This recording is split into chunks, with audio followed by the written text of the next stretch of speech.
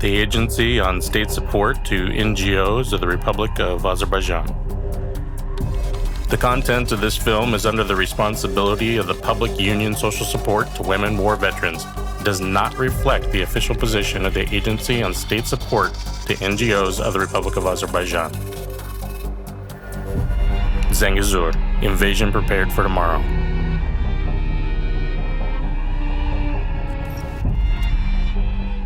April 8, 2014. 19 years, 10 months, 27 days have passed since the occupation of Azerbaijani lands. The President of Azerbaijan, Ilham Aliyev, made the following speech at the ceremony dedicated to the 90th anniversary of the Nakhchivan Autonomous Republic. At that time, injustice was done to our people because Zangezur, the ancient land of Azerbaijan, was separated from Azerbaijan and given to Armenia. This was a great injustice because Zangezur is the historical ancient land of Azerbaijan. The absolute majority of the population of Zangezur at the time were Azerbaijanis. The names of all settlements of Zangezur were Azerbaijani names. Therefore, injustice and prejudice against the Azerbaijani people played a major role in the adoption of this decision. At the same time, with this decision, Azerbaijan was geographically divided into two parts. Thus, the great Turkic world was divided into two parts. This is injustice. This is a wound that cannot be healed. The two agreements that split our homelands into two parts, the Gulistan Agreement, signed in 1813, and the Turkmenchai Agreement, signed in 1828, between the Russian Empire and Iran, stand at the root of the bleeding wound inflicted on the body of Azerbaijan. After the occupation of the territory of Azerbaijan, including Zangezur, by Tsarism, Armenians from Turkey and Iran began to be resettled en masse to various areas of the South Caucasus, and one direction of this resettlement was Zangezur and Karabakh. This process was carried out in two directions. On the one hand, Armenians were artificially resettled, and, in parallel, the local population, that is, Azerbaijani Turks, were subjected to deportation and ethnic cleansing. However, despite this policy, at the end of the 19th century and the beginning of the 20th century, the ethnic composition in Zangezur still consisted of mainly Azerbaijani Turks. According to the results of the first census held in the Russian Empire in 1897, 137,871 people lived in Zangezur district that year, of which 71,206 were Azerbaijani Turks, 63,622 Armenians, 1,807 Kurds, and 1,006 Russians. In the book, Armenian-Turkish Conflict in the Caucasus, published in 1907, Armenian historian Helvanis Termaterasyan wrote that Muslims lived in 314 out of 406 villages in Zangezur, and Armenians lived in the other 92 villages. According to other statistics, until 1914, 30 of the 50 villages that existed in the territory of Karakilse, in other words, the current Sisyan region, were Turkish villages, and about 25,000 people lived in those villages. After the massacres that took place in 1918 through 1920, there were only 6 to 7 villages left in those regions where 2,000 to 3,000 Azerbaijani Turks lived. We must study our history and teach and convey it to the future generations. That's my main goal. Today, Zangezur has a great strategic importance for both Azerbaijan and the world. Genocide is not a one-time act. It is a policy consisting of several stages, and Zangezur was subjected to this policy in 1918 through 1921. The perpetrators of the crime were Nujde, Dro, and Andronik. In 1918 through 1920, Andronik's gangs occupied 166 Muslim villages in Zangezur, subjecting the population to genocide. Armenian terrorist groups wiped out more than 115 Azerbaijani villages from August 1918 to April 1919. In the fall of 1919 and in March of 1920, massacres against peaceful Azerbaijanis became more violent. Again, hundreds of villages were destroyed. At the same time, the Dashnyaks, who established a state called Armenia in the territories ceded by the Azerbaijan Democratic Republic, including the city of Yerevan, started making plans for Zangezur. The Republic of Armenia considered Zangezur its strategic territory and understood that the capture of Zangezur would allow it to control the regions of Nakhchivan, Ordubad, Sharur, Derelez, and secondly, Zangezur would become a platform for the complete capture of Karabakh in the future, as attacking from there was much easier. Even after Azerbaijan was occupied by Bolshevik Russia, Dashnyak Armenia continued attacks on Azerbaijani settlements in Zangezur, which resulted in the massacres of civilians. On April 30th, 1920, the People's Commissariat of Foreign Affairs of Azerbaijan issued a note to the Armenian government. In the note, it was demanded to clear the territory of Zangezur from the Dashnyak troops, withdraw to its borders, and stop the ethnic massacre. It was emphasized that otherwise the Revolutionary Committee of the Azerbaijan SSR would consider itself to be at war with the Republic of Armenia. The Russian Bolsheviks looked at it from the perspective of strategic interests of Moscow. After Azerbaijan was occupied by Bolshevik Russia and Sovietized in April 1920, Bolshevik officials used various methods to attract Dashnak Armenia to their side. One of these methods was to declare the territories disputed and divide them. Also, Bolshevik officials did not think only of Armenia in their activities. They also had their own strategic goals. There was a certain contradiction in the Soviet Bolshevik leadership. Some Bolsheviks, such as Ordzhonikidze, Stalin, and even Mikhailyan, were in favor of keeping Karabakh and Zangezur in Azerbaijan.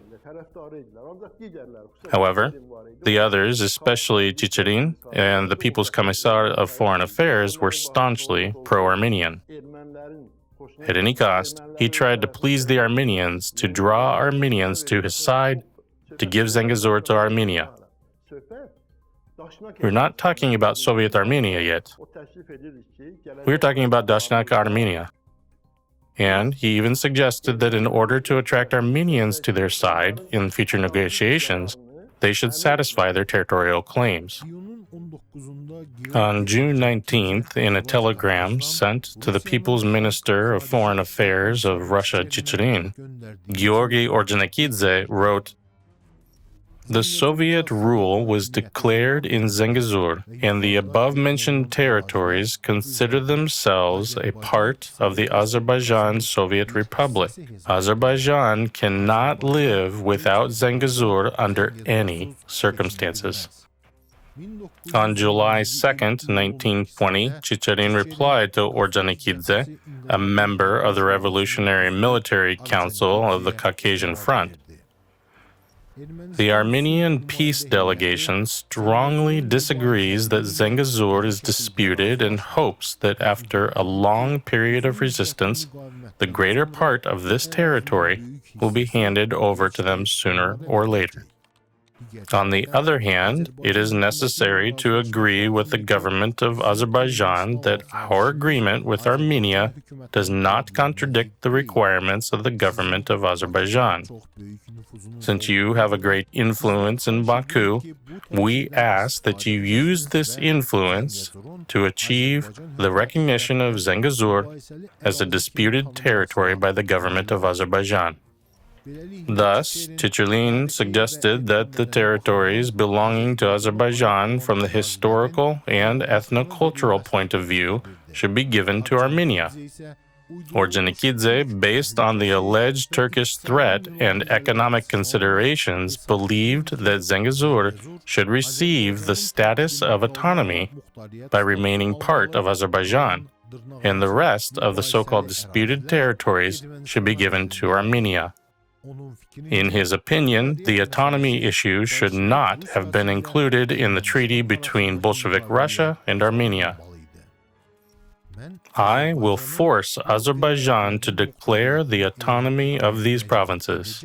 However, this idea must come from Azerbaijan, and in no case should it be indicated in the agreement to be signed between Russia and Armenia.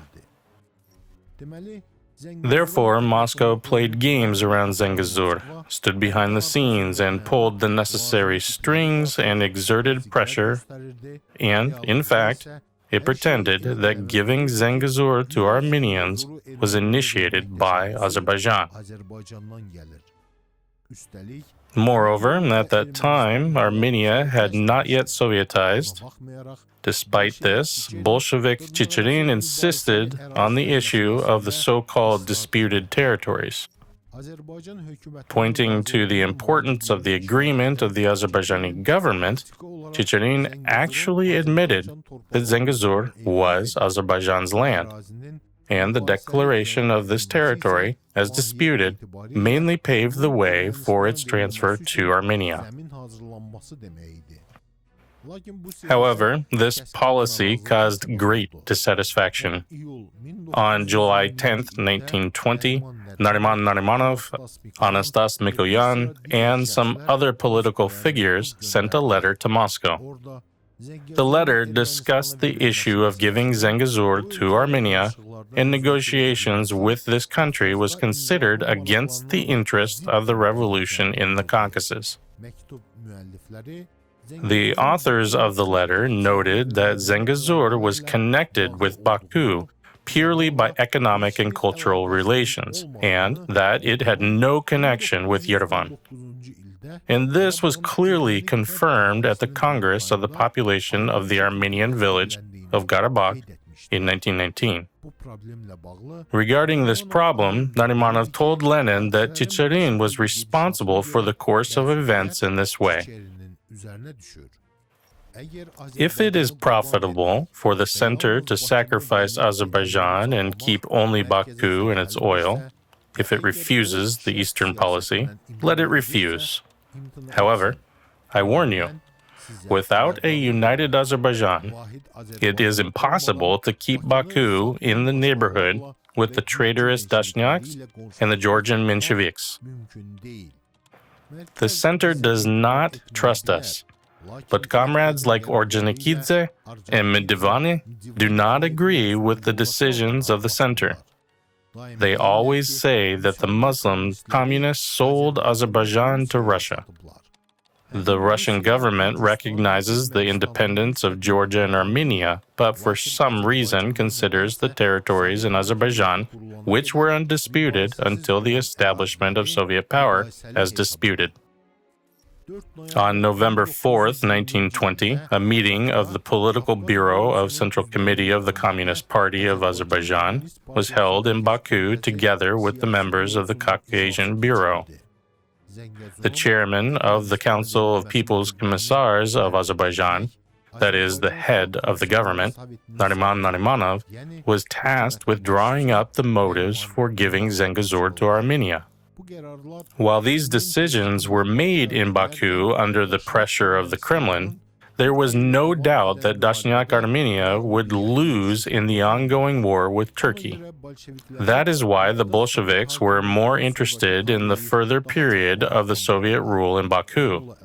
In this regard, the telegram sent by Stalin to Lenin from Vladikavkaz, dated November 16, 1920, due to Ordzhonikidze's information, is of particular interest. He noted that there was a danger for Baku from three sides. The first threat was from England, which had full control over Persia in the south, and the third threat was from Georgia, that is, from the Entente.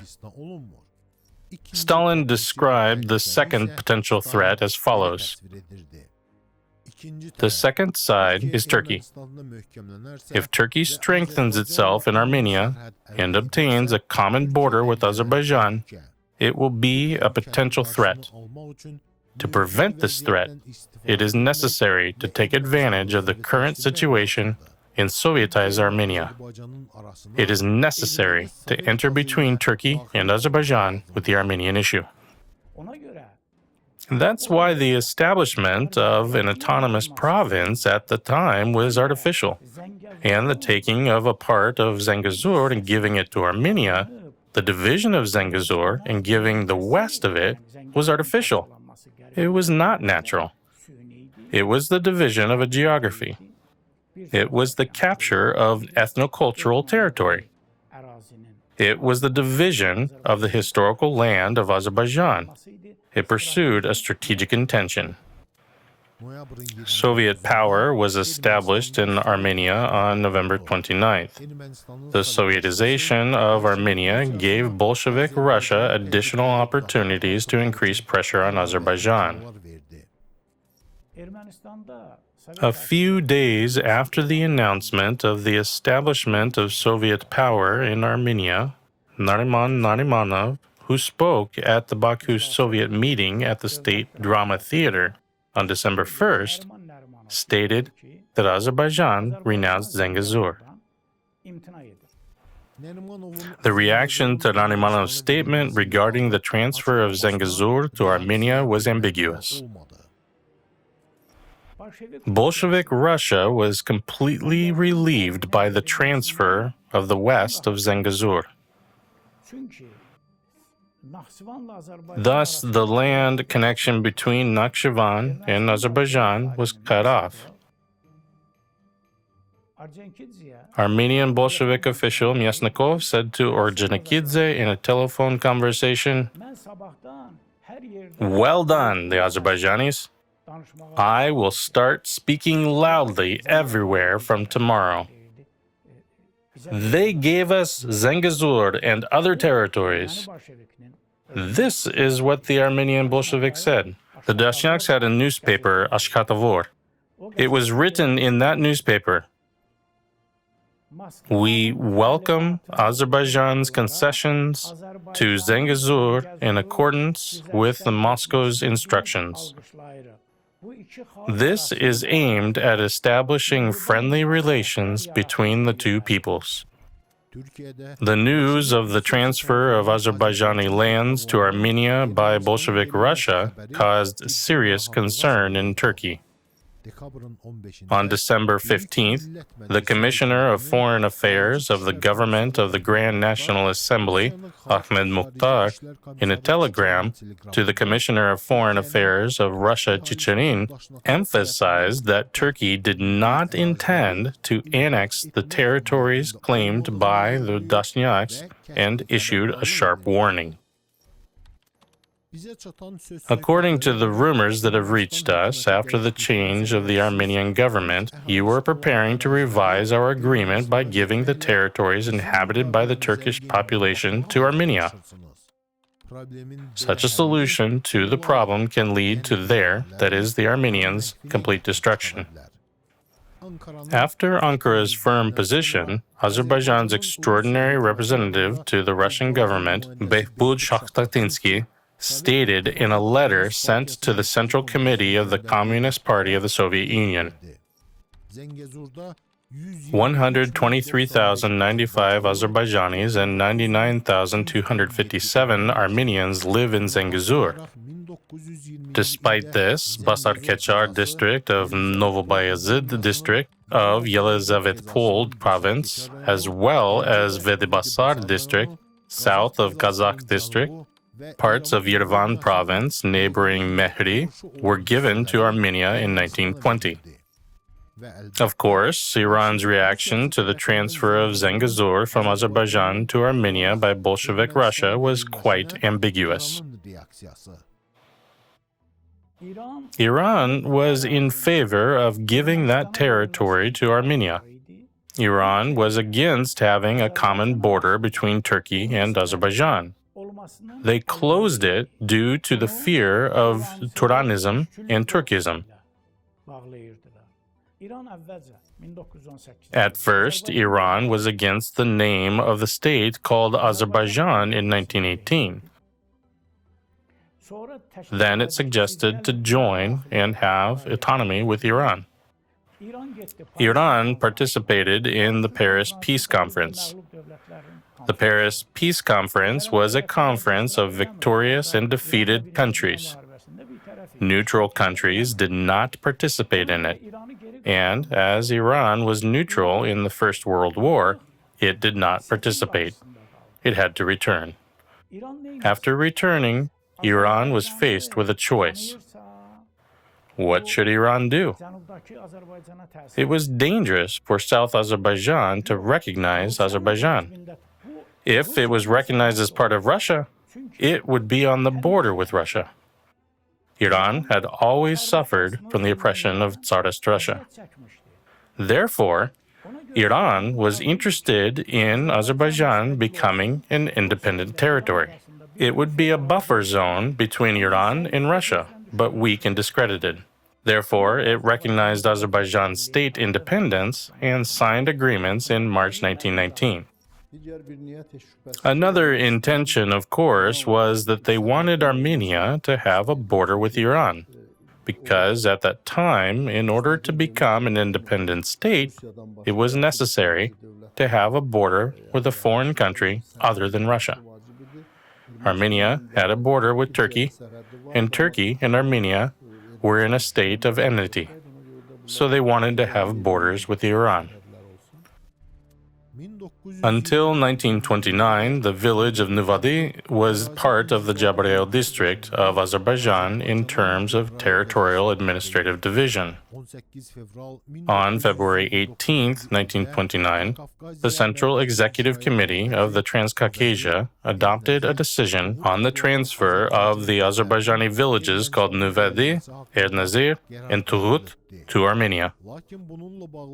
However, the related document was not officially approved for a long time.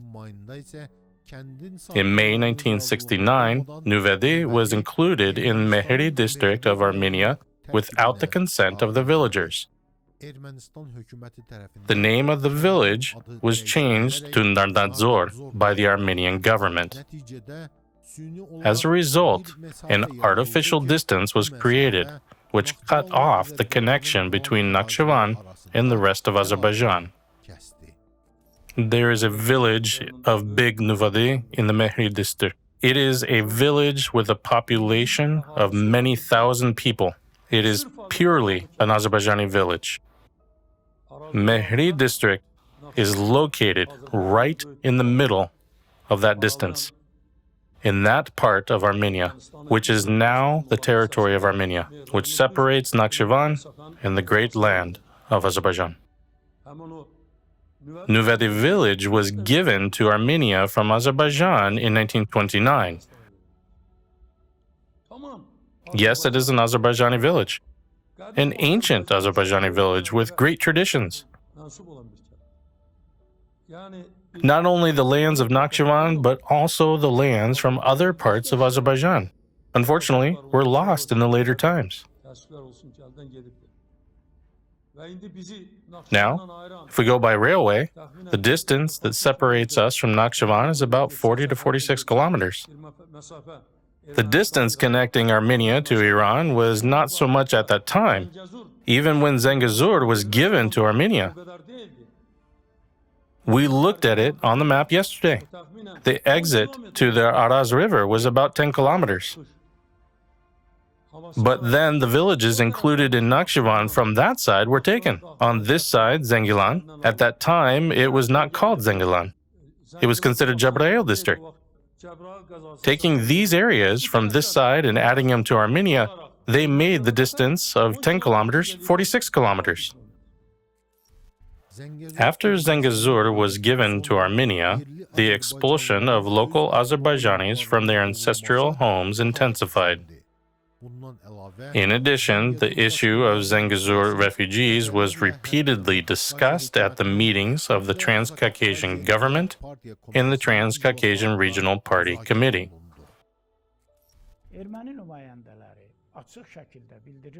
The Armenian representatives clearly stated that they could not take the Azerbaijani refugees back to Zangezur because Armenians from abroad had settled in their lands and their houses.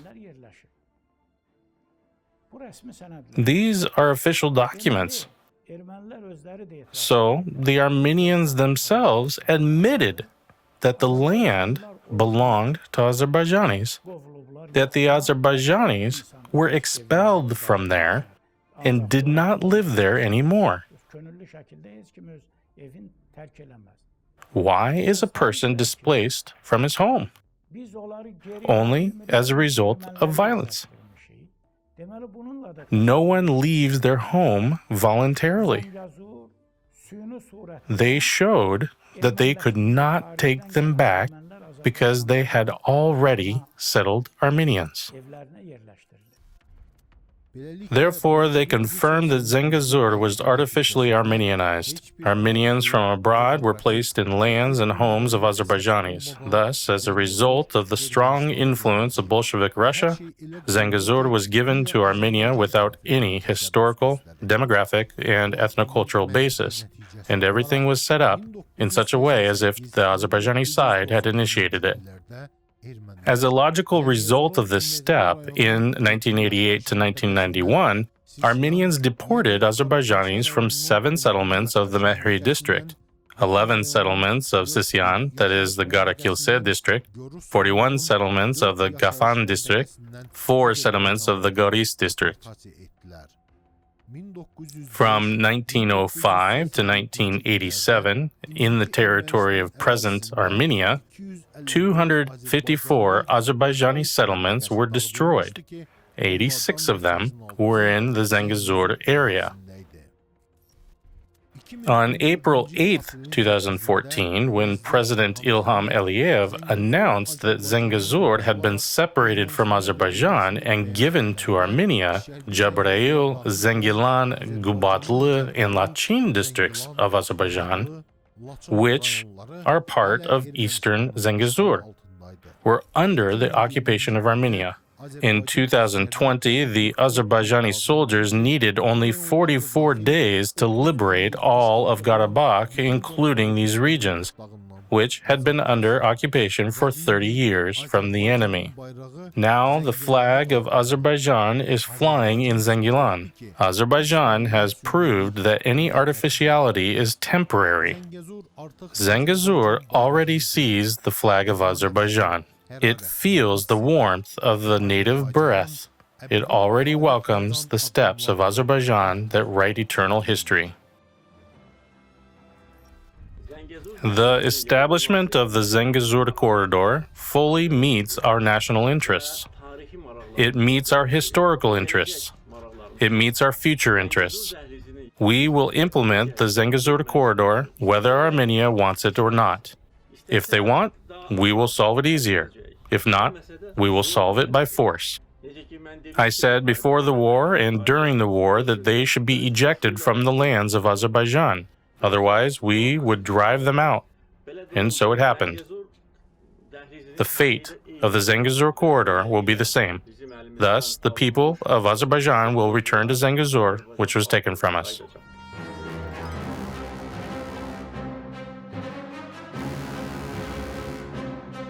Project leader Rada Abbas, scriptwriter and director Etibar Mamadov, cinematographer Ramin Shahbazov. This film was produced by Actual Media Group.